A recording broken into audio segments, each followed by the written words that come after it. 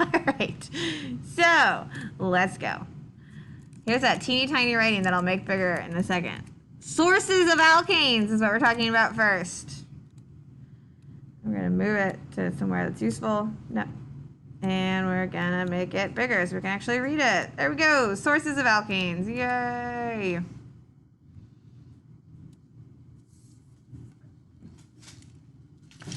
Right, so we've been talking about alkanes, but I don't feel like we've really said anything other than they contain carbon and hydrogen and have a single bond in it. But alkanes are everywhere. Like a lot of us have heard of things like methane gas, right? Methane, you've heard of it. Octane, you've heard of it. Okay, so a lot of our sources for alkanes are going to be petroleums and natural gases. Okay, petroleums and natural gases.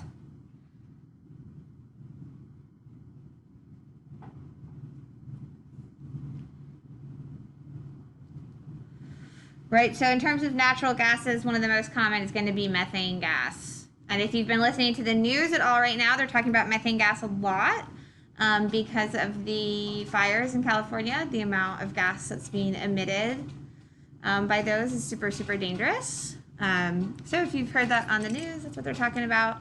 So anyway, that is going to be, those are going to be your main sources for alkanes. Okay, petroleums, like fuel, right, that you use in your car, things like that. Propane, right? If you have a grill at your house, you probably, if you have a gas grill, you've seen those like propane tanks that go on, under them. Okay, so propane, right, there it is an alkane. That's a petroleum source. Okay, so beyond sources of alkanes, let's talk about properties of alkanes.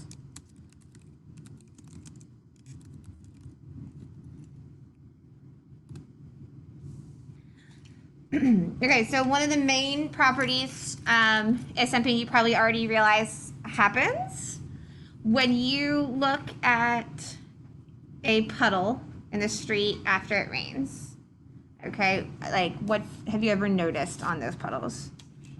They're like shiny. That's exactly right. Because what's happening is on top of that water, you have gas and things that have leaked from people's cars. And so that property of insoluble in water, okay, that's the property of alkanes. Insoluble, which means they don't dissolve in water.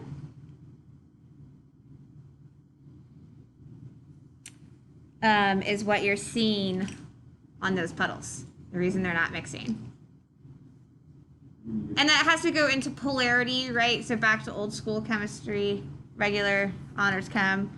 Polarity and like dissolves like. I know my kids know that expression. Do you guys know that expression? Yes, okay. So the fact that most alkanes are nonpolar, think about it, they have all those hydrogens around the outside. Okay, so there's not a lot of poles happening. So alkanes are nonpolar, right? That's why they are insoluble. It's also, if you think about plants, they have that sort of like waxy covering on the leaves. And you like will see like water like run off of leaves. Like if you've ever seen like a close-up video of like a jungle or whatever. Rainforest, better example. You like, there's that like waxy layer on the outside. I can't remember exactly what it's called, to be perfectly honest, which makes that a kind of a crappy example on my part. But there's something on the outside, and whatever that substance is an alkane. And that's what protects those leaves and makes them feel that way. Beeswax is an alkane. And so that's what makes that insoluble in water. And it's good, right? It helps plants keep the water in as well. So very, very smart with those alkanes there. Another crucial property of alkanes is that they have low boiling points. Okay, they have very low boiling points. And this is also going to link back to polarity. They're not attracted to themselves, so it's easy, since they're not polar, they're not attracted to themselves. And so it's easy for them to like, doop, just pop off as gas. So that's why a lot of alkanes are naturally in that gas state. Because they're just already evaporated. They're at a gas, even at lower temperatures.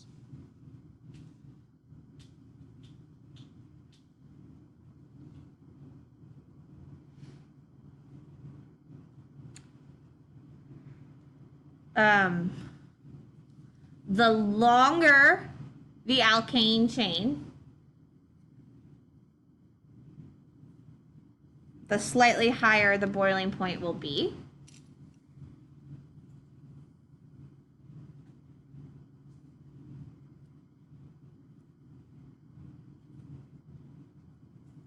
So like decane versus methane. Decane's going to have a higher boiling point than a methane would.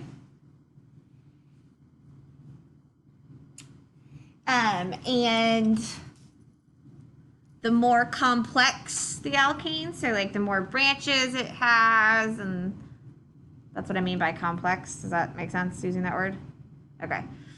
So the more complex, aka like more branches, more crap on it, the even lower the boiling point will be. So like 2,3-dimethylpropane is going to have a lower boiling point than regular propane.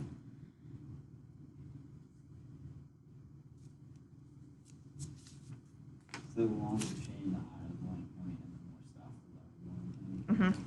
Because that just makes it just super easy for them to pop off. There's like zero attraction when there's all that random stuff happening.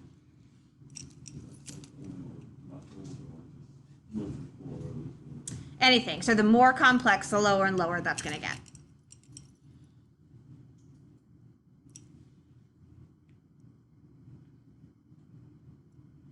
So hopefully that gives you a little, I should have done that part like, I feel like day one. What was your example for the higher? I think I said decane versus ethane. Something along those lines. That may not have been the exact one, but that works too. So now you know what alkanes actually are. They're kind of like the most abundant organic kind of structures out there. And cycloalkanes fall under this too. Cyclic alkanes are actually very common in petroleums. So you'll see those a lot there. Okay? Great. Now let's talk about what these things do when they react with one another.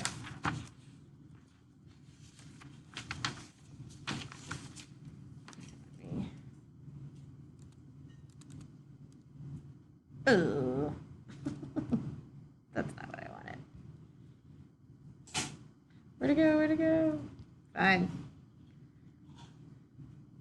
I wanted to pause, but can't. The button is gone. Great, so I'm not even going to be able to end this screencast. Click pause. All right. Reactions of alkanes.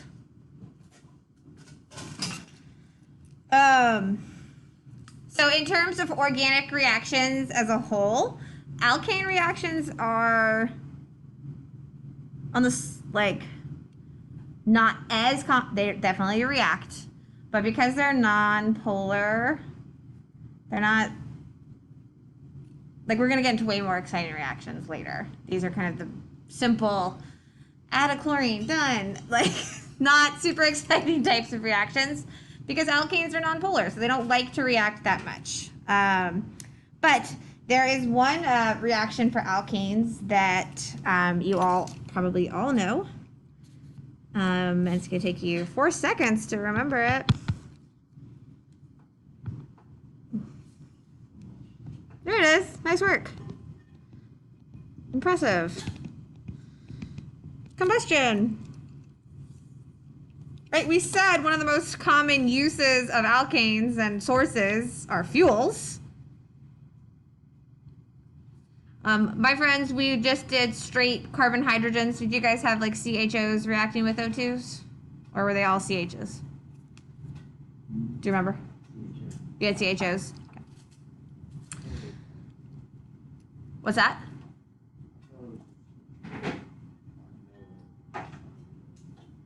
Yeah, so you're gonna have a fuel plus oxygen, but some of those fuels contain oxygen as well. So like when I do it in Gen Chem, they don't. When I teach honors, they do. So doesn't matter. I just was wondering where we were. But yes, so it takes a fuel that's gonna react with excess oxygen, and then carbon dioxide, water, and heat. Right? Those are our products. So the like generic formula that we're going to use for this. Is it only alkanes that do combustion? Is it? Oh, no.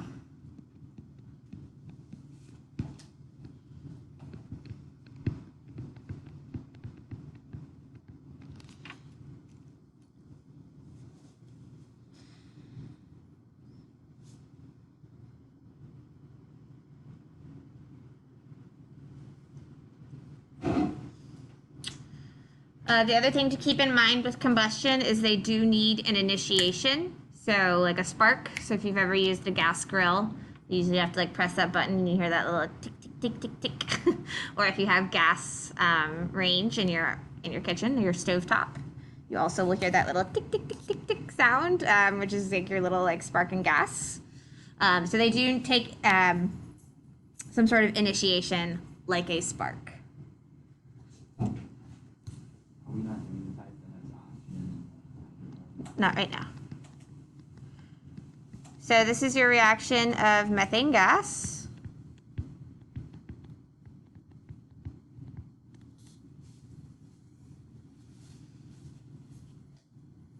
Just a little throwback. When you're balancing these things, were you guys told in order to balance them in? Oh man, well let's make your lives easier. Do you remember your acronyms from your class? We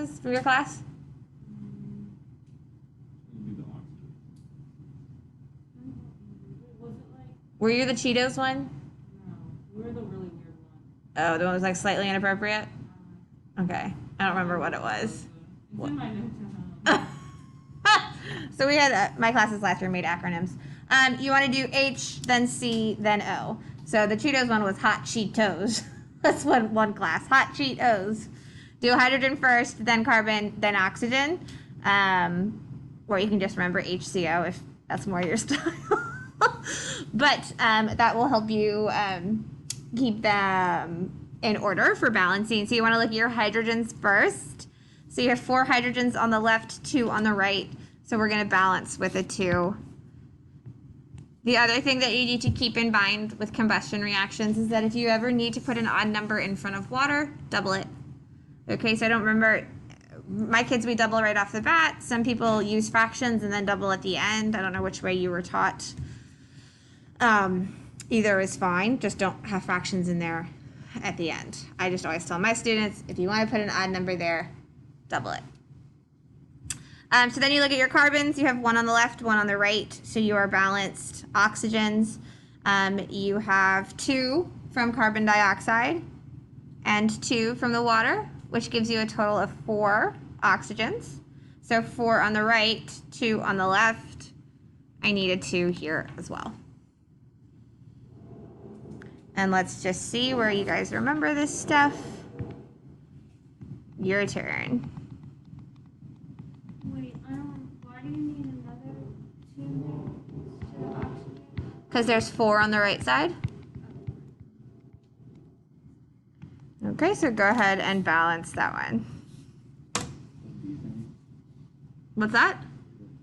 It is butane. Okay, great. So, let's see. Here we go. So, nope. No pen. Still no pen. Pen! All right. Hydrogen first. Okay, so I have 10 on the left, 2 on the right, so I want to put a 5. Can't double it. That makes that 10. By doubling it, now there are 20 hydrogen on the right, so I need to go back over to the left and put a 2 here to make those hydrogens balance out. Hydrogen is good. Moving on to carbon. 8 on the left, 1 on the right. Throw that 8 in there. Then oxygens. Don't forget that oxygens are in 2 places. You have it in the carbon dioxide and the water. So you have 16 from carbon dioxide, 10 from water. That's 26, which you then divide by 2, which is 13. Do we need more, or we remember this and we're good? Thumbs up. Fantastic. So combustion, we are familiar with that one. That's great. Let us do...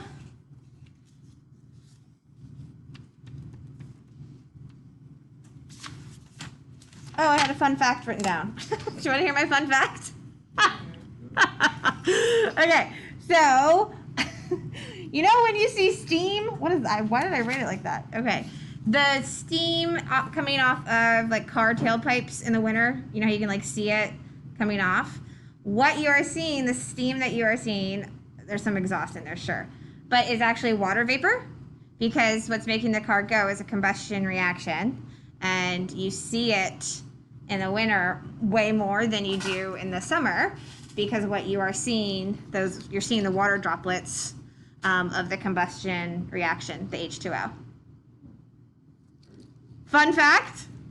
Fun fact. Okay, moving on. All right, our next type of reaction, still no pen. Cool. This is such a fun game that we play all the time. I love it. Okay. Halogenation. That pen is too light. Get out of here. There we go.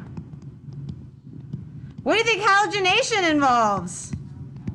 Crushed it. You guys are geniuses. Halogens are like chlorine and fluorine, right? Yes, so they're that second to last column of the periodic table. Fluorine, chlorine, bromine, iodine. Those are the four that we're going to play with. So, when there is a mixture of an alkane and a halogen,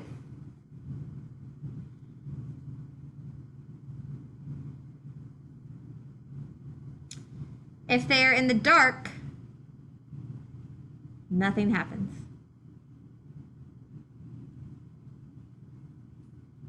So if you have a mixture of an alkane and halogens in the dark,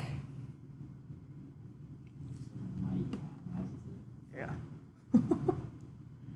And we were able to do it one year, and I haven't been able to get the chemicals ever since. I think they took schools off the list. But that won't, I will check again. I haven't checked in 2020, and 2020 is, is 2020. So they might just be like, yeah, take all the organic substances you want. So I'll check. But, so in the dark, nothing happens. But you put them in the sunlight or in high heat. Okay, so sunlight or high heat.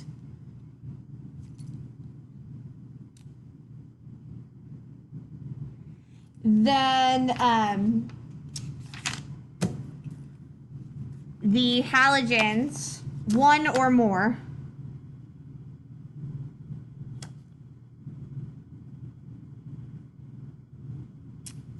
replaces a hydrogen on the alkane.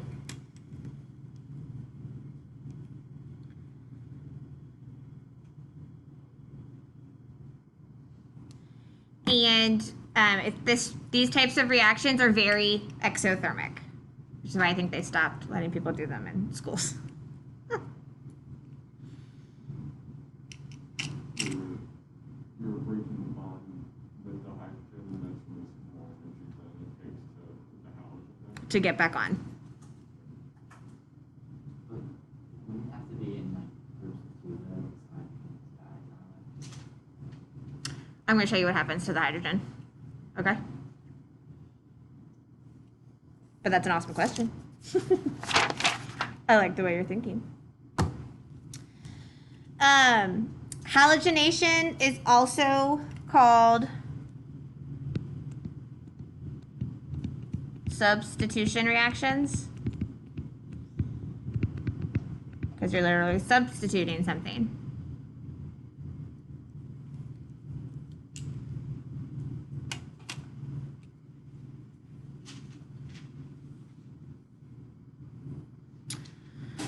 And don't worry, I'm going to give you lots of examples of this stuff. Don't, no fretting. If the halogen is chlorine, okay, teammate over there. If the halogen is chlorine, it's called chlorination. It's like a joke. What is called what? Chlorination, like chlorine.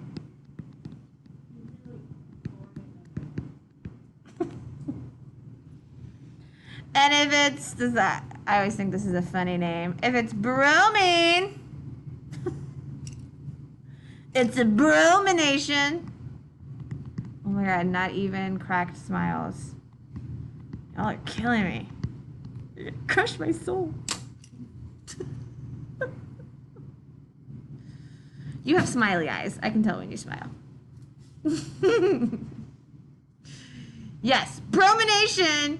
And then fluorine and iodine don't get special names. They're just halogenation. It's because these are the two most common.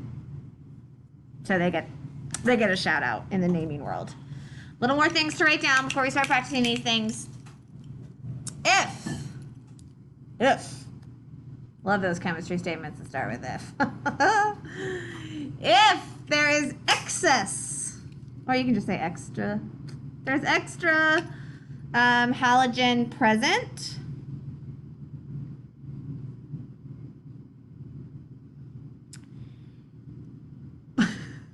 Polyhalogenation. This is what I'm telling you about, like the red when you type papers about this stuff.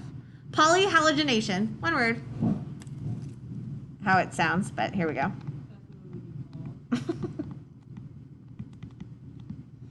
Polyhalogenation can occur, meaning it can like happen and then happen again and then happen again and then happen again.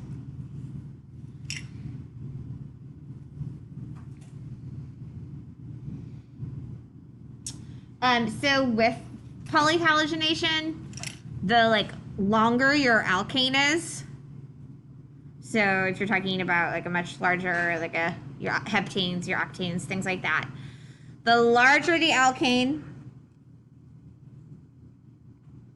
you get a larger mixture of products possible, right? Where your substitution happens, does it happen on the second, on the third, on the fourth, on the fifth, on the first? The longer, I'm not sure which I said, either is fine. The longer or larger, they're both correct, the alkane is, the more potential for a mixture of products there is. Different products. Mm-hmm. Right, so you're talking about like 2-chloropentane or 3-chloropentane. Right, there's different ways that can happen. Okay, and again, as a reminder, you need light or heat to make these things happen.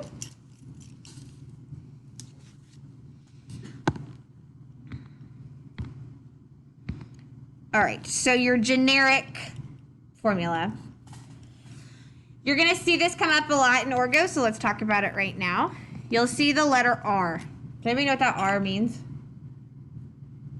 Don't know if you saw it. It just means like whatever the parent is, right? Some sort of alkane, there's always a hydrogen involved. So some sort of parent. And we're going to use R pretty much moving forward whenever we talk about reactions. It means, I've got an alkane. That's all it means. Okay, so I've got an alkane. It's going to react, go back, with some sort of halogen, okay? I'm going to use chlorine just for my example. But again, keep in mind, it could be iodine, fluorine, bromine. Now, to your point earlier, why did I write chlorine like that? Diatomic. Okay, so ding, ding, ding. It's a bond. Yep. So if you think about the way chlorine bonds, you don't need to copy this down, but write chlorine. I just want one color. 1, 2, 3, 4, 5, 6, 7. Another chlorine. 1, 2, 3. It's the same for all of your diatomics. Okay, they all have 7 valence electrons. That's why they are diatomics naturally occurring. They just like whoop, find each other easily. Boop, boop, boop, boop. They all have one opening, bond. Okay, so that's all of the diatomics have 7 valence electrons, not all of them. All of the halogens, excuse me, have the same number of valence electrons. So that's why we write Cl2, all those Brinkelhoffs. Hydrogen. Hydrogen, sorry, that was mumbled. Okay, so then what happens is I told you it was also called substitution. So you'll literally have a chlorine that switches places with one of the hydrogens on that parent. And you now have RCl plus A HCl. What's that friend called? Hydrochloric acid. Yes, so part of this unit will involve remembering how to name. Fortunately, it's not that hard. Hydrochloric, hydrobromic, hydroiodic, and hydrofluoric. Okay, hydrochloric acid. There will be products this year that you do not name. This is not one of them. What does diatomics do again? What do they do? Yeah, like what does it mean?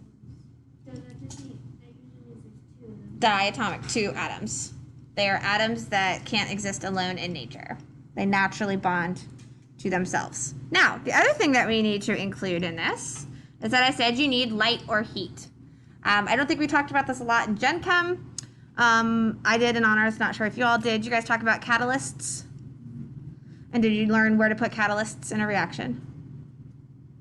Fine, no big deal. On top of the arrow. Okay, so you could write light or heat on that arrow. What? Sure. You will, from me, you're mostly going to see the words, but I will know what you mean.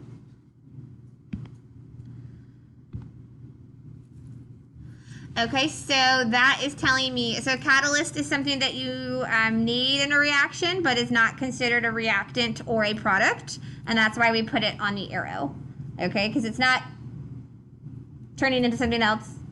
It's not becoming something, right? It's just something to make it go. Yeah. Can a chemical be the catalyst? Absolutely, lots of chemicals are. Can a chemical be a catalyst for Not this one. We will, so part of what you will learn in this class and have to memorize is what catalyst is needed for which types of reactions. There's nickel will be involved, platinum, palladium, there's lots of different ones. Okay, so that's kind of what that looks like. I do want to show you polyhalogenation as well. Fancy that it is. So what happens with that is you might have something like, well, let's start at the very beginning. Sorry. Bad example. So this is number in halogenation? It is. Yeah, so this is polyhalogenation, which is when I said there's excess. We'll keep going with chlorine because that's what we're looking at.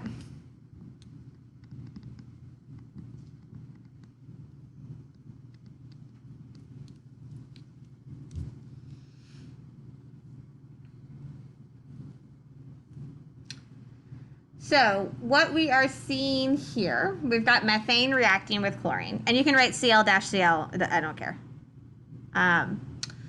Methane reacting with chlorine, and then by putting it on the arrow, I'm indicating we have more. There's more than enough to make this reaction occur. And so you're gonna get, you know, your CH3Cl and your HCl. And then for polyhalogenation, usually what you will see happen at this point is you'll continue just to see like Cl2, light, CH2Cl2, plus 2 HCl. Oops, sorry.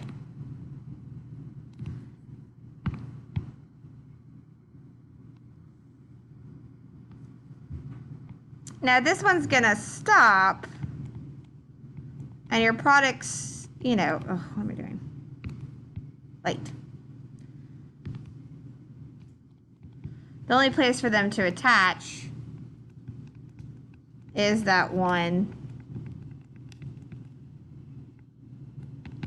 and so forth, okay? Is that one carbon. So you can imagine if you are talking about a structure where those chlorines could attach in multiple locations, you're gonna end up with a ton of stuff. So like, Right, what if you have branches involved, right? Like if you have bigger things in there, I mean, even if you just had, put it down for 1 second. There we go. CH3, CH. No, it's not doing that. That's a bad example. Boop.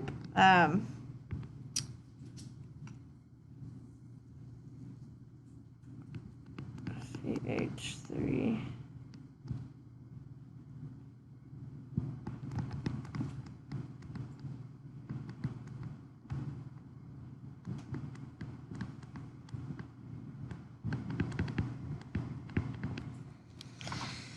Okay, so if you were told you had propane, you could get CH2Cl, CH2CH3, right? To go on an end. Or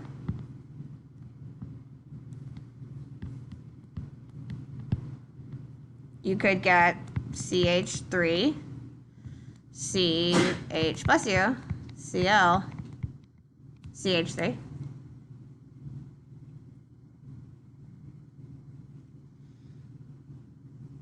If you don't like writing it like this, drop your Cl down if it's more clear for you. I don't care. Okay, if you don't like seeing it in the middle, then don't put it in the middle. If it's more clear to you that it's a branch, make it a branch. Yeah. wait, did you say we could or couldn't have C and CL4? C and then Cl4? CL4. You can. I just ran out of room, hence the dot. Like, one more. Right? So you can get a mix. And so if you think about polyhalogenation, well, then you're ending up with a mix of both of the. And if you can picture a structure being even bigger, what if you're talking about like 2,3-dimethyl, 4-ethyl, 5-isopropyl decane? There's a lot of places for halogen to attach, right? That's going to change your names, your products, and if it's happening over and over again, it's not like, oh yeah, it's always going on the first carbon. No, that's not what's happening. Okay, one sec. Oh yeah, just keep pausing and starting. And also, it was supposed to be a really high day. She's gonna be like, okay. Good, I'm glad she could hear that. Whoa, frozen. Here we go. And then after this, I go to get my back ripped in half. Okay, go to the chiropractor. An example for you people, right? That's what we're gonna do. Oh, why does it do that? The tiniest logs. Y'all, if somebody can figure that out for me over the weekend, that'd be great. What? You ever use OneNote? I love OneNote. How can you use this one? Different features that I like better. But I could switch to OneNote. I don't know. I like the idea of a whiteboard. Okay, what do I want to tell you people to do? Let's go ahead and do a little...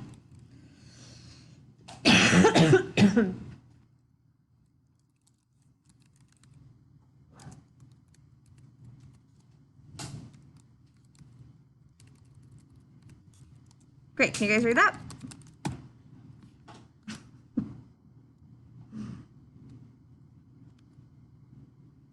Oh, okay. So this is what you would see. This is getting you exposed. You can't read the rest of it. There it is. Starting to expose you to what you might see on a test. I'm just going to start telling you reactants and what's going to be hard. That's what gets hard about the final. Is the reaction portion of the final is kind of the toughest spot. So things to notice here is that it's just an alkane and a halogen. So taking the time to recognize what your reactants are is going to help keep these straight as our reactions for the semester continues to build. The other thing that you will have to do as a student is include catalysts if they're necessary. So I'm telling you butane and fluorine, you would need to include that. I'm not telling you light or heat, whatever.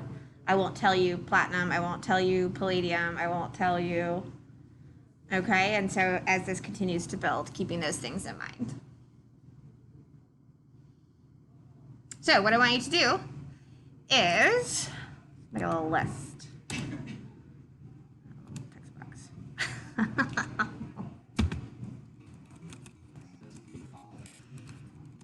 Not a polyhalogenation. They would have to say excess fluorine. Identify the type of reaction. F! Sorry, didn't we talk about that?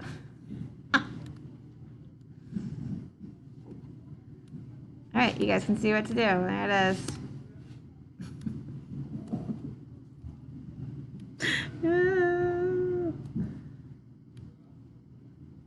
I still don't know why it rotates it. No! Finish this. Write this all down. You don't need 20 minutes to get to class. Identify the reaction type. Draw the reactants and products in a... They're called reaction mechanisms. So what we were drawing earlier, where it had like all of the structures in the arrow, that's called a mechanism. Name both products.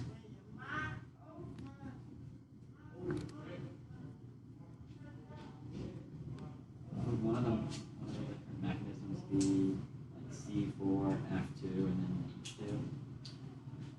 What? Like could both the fluorines go onto the... No, it's not gonna. Just substitute one fluorine and one hydrogen at a time. Would there be more than one different mechanisms for this? Yes. I thought you said you have to be excess. No, there's different products possible. Right, so your mechanism could be different than Mare's mechanism. So this is butane. If you put, I don't know, fluorine on the first one, your mechanism is different than Mare if she put it on the second one. So there are two potential mechanisms here. I'm not asking for two. I'm asking you for one.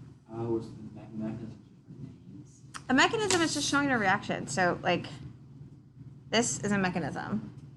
The parent plus chlorine. It's just showing the reaction. So it's called a mechanism because it's not simply CO2 plus H2O.